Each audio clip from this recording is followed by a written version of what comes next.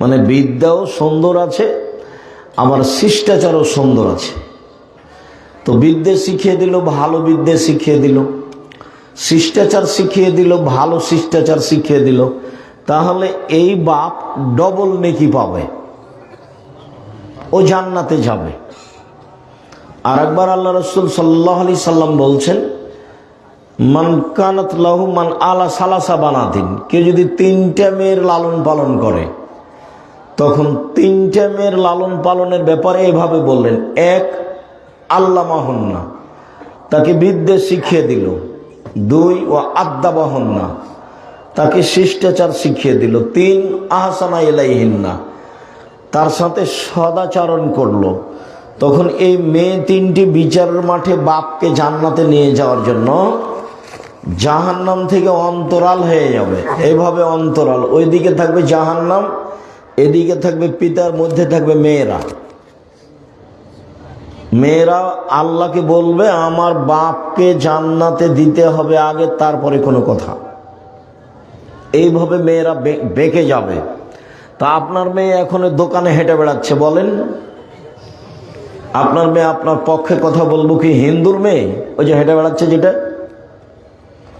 হ্যাঁ হ্যাঁ করে এসেছে আবার হ্যাঁ হ্যাঁ করে চলে যাচ্ছে, ওটা হিন্দুর মেয়ে? ওই যে দেবরের মোটর সাইকেলে এসেছে, ওর চাচাতো ভাইয়ের মোটর সাইকেলে এসেছে, ওটা হিন্দুর মেয়ে? কি বুঝাতে চাচ্ছেন আপনি আমাকে? আল্লাহ নবী তো বলেছেন যে 3টা মেয়ে বিচার মাঠে বাপকে জান্নাতে নিয়ে যাওয়ার জন্য জান্নাত থেকে অন্তরাল হয়ে যাবে, বলবে আগে আমার বাপকে জান্নাতে দিতে হবে, তারপরে কোনো কথা। কেন?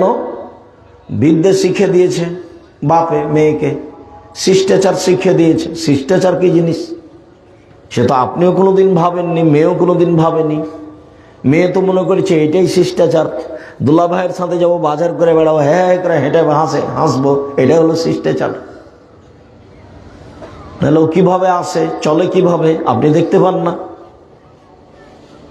দেখতে পান না কেন? দেখা তো উচিত। এটা তো রংপুর। রংপুর মানে কি বুঝাতে চাইলেন আব্দুল রাজ্জাক সাহেব? রংপুর মানে বুঝাতে চাইলাম যে জামাই বাড়িতে এসেছে, তো যুবতী মেয়েকে বলছে তোর দুলা ভাইকে চা দিয়ে, পানি দিয়ে, পান দিয়ে। কেন? আপনার স্ত্রী দিবে। আপনার স্ত্রী তো খাদেম, আজকে জামাই হচ্ছে মেহমান। আপনার স্ত্রী সেবা করবে জামাইয়ের। যেদিন আপনার স্ত্রী জামাইয়ের বাড়ি যাবে, সেদিন জামাই খেদমত করবে, আপনার স্ত্রীর, শাশুড়ির খিদমত করবে। আজকে পানি লাগবে, আপনি দিবেন, না হলে আপনার স্ত্রী দিবে। চা লাগবে, আপনি দিবেন, না হলে আপনার স্ত্রী দিবে।